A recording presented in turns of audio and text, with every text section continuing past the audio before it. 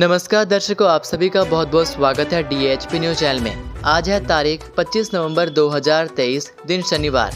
हिमाचल प्रदेश के आज के मुख्य समाचार आपको बताएंगे। सभी बड़ी खबरें जानने के लिए हमारे साथ अंत तक बने रहिए।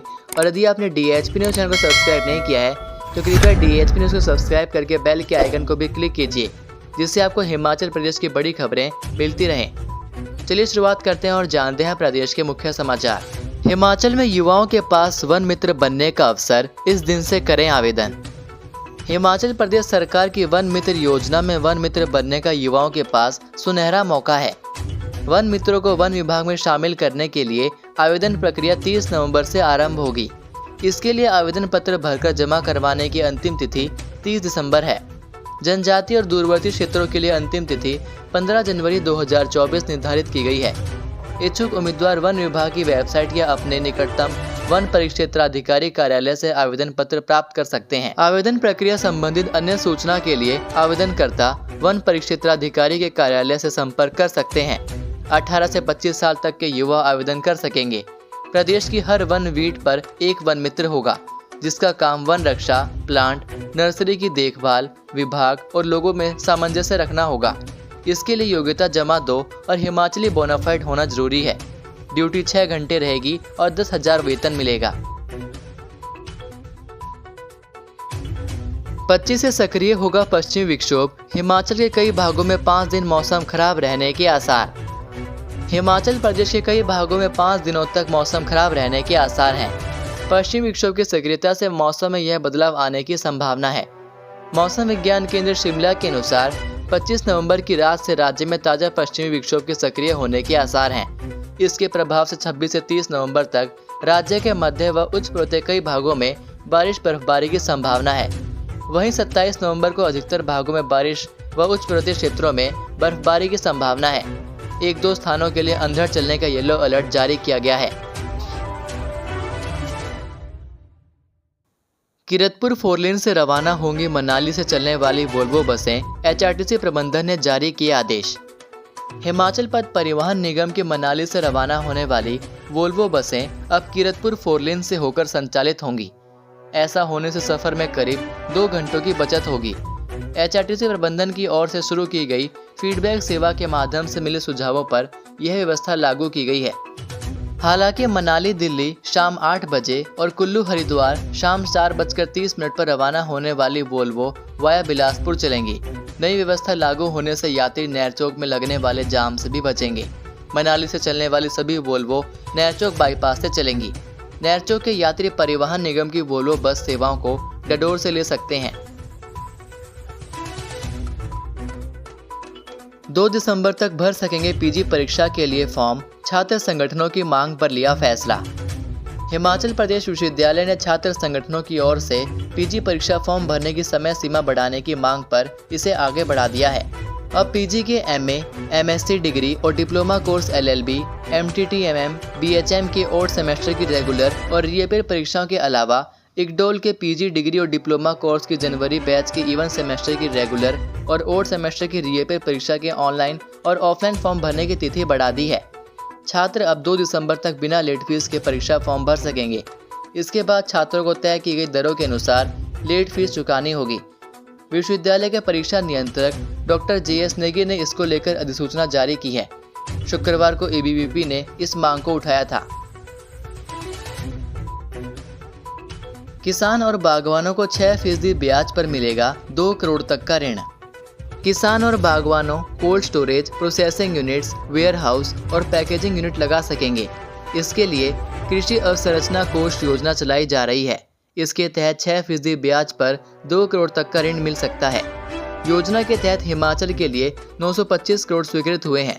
7 साल में ऋण चुकाने के लिए सरकार की ओर से बैंक गारंटी दी जाएगी।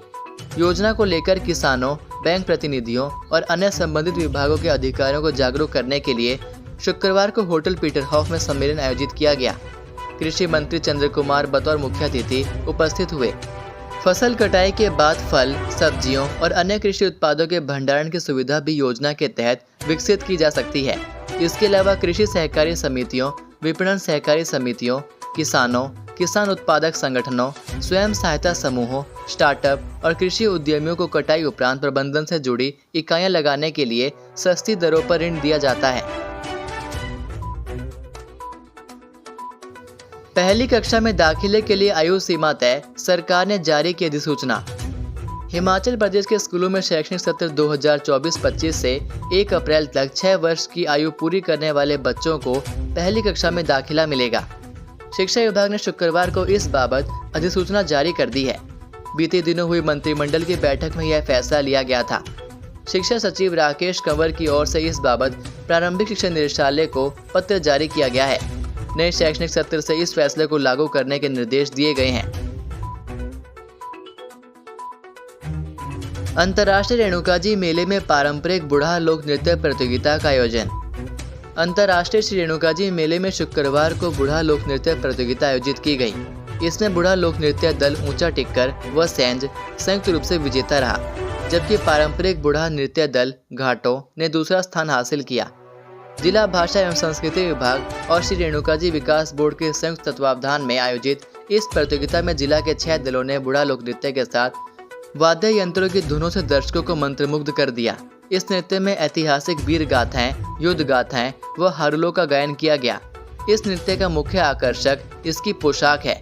इसमें चोला, डांगरा, आभूषण से सुसज्जित लोक गायक बांसुरी, हुड़क, थाली व दमाऊ आदि वाद्य यंत्रों के साथ झूम झूम कर गायन व नृत्य की प्रस्तुति दी।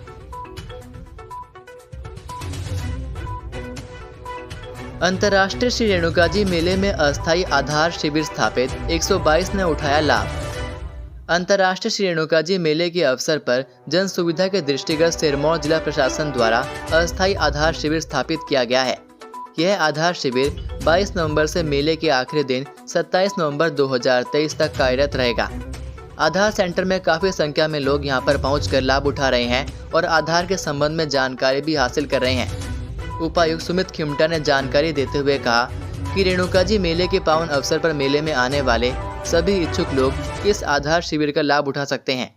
उन्होंने कहा कि जिला प्रशासन द्वारा जन सुविधा के लिए समय समय पर पंचायतों में भी अस्थायी आधार शिविर आयोजित किए जा रहे हैं। रेणुकाजी स्थित अस्थायी आधार शिविर में अभी तक 122 लोगों ने अपने आधार अपडेट करवाए हैं, जबकि करीब 10 लोगों ने आधार के लिए अपना पंजीकरण करवाया है। सिलकेरा टनल हादसे के बाद मंडी के टनलों की सुरक्षा जांच शुरू। उत्तराखंड के सिलकेरा में टनल के अंदर हुए हादसे के बाद भारत सरकार के सड़क परिवहन एवं राजमार्ग मंत्रालय ने निर्माणाधीन टनलों की सुरक्षा जांचने के सख्त निर्देश जारी किए हैं। इन निर्देशों का पालन करते हुए NHAI ने मंडी में भी सभी निर्माणाधीन टनलों की सुरक्षा जांचने का कार्य शुरू कर दिया है। अगले 10 दिनों में टनलों की सुरक्षा की सारी रिपोर्ट बनाकर मंत्रालय को सौंप दी जाएगी। आपको बता दें कि मंडी जिला में इस वक्त 7 टनलें निर्माणाधीन हैं। यहाँ पर सैकड़ों मजदूर कार्यरत हैं और दिन रात यह कार्य प्रगति पर है। इनमें 4 टनलें मंडी बाईपास प्रोजेक्ट की हैं, जबकि 3 टनलें पंडो बाईपास टकोली प्रोजेक्ट की हैं। सभी टनलों में निर्माण कार्य के दौरान सुरक्षा को लेकर क्या क्या कार्य किया जा रहा है, इन सभी विषयों पर रिपोर्ट मांगी गई है। ऐसी जानकारी भी सामने आई है कि निर्माणाधीन टनलों में सुरक्षा जांचने के लिए NHAI और DMRC यानी दिल्ली मेट्रो रेल कॉरपोरेशन की टीम संयुक्त रूप से यहां आकर जांच कर सकती है। आज का सुविचार, सबकी नकल की जा सकती है, लेकिन चरित्र, व्यवहार, संस्कार और ज्ञान की नकल नहीं हो सकती। तो ये थे प्रदेश के मुख्य समाचार। प्रदेश की बड़ी खबरें रोजाना जानने के लिए चैनल सब्सक्राइब करना ना भूलें, साथ ही बेल आइकन को भी क्लिक कीजिए। अब मुलाकात होगी आपसे अगली वीडियो में। तब तक के लिए जय हिंद, जय भारत, जय हिमाचल।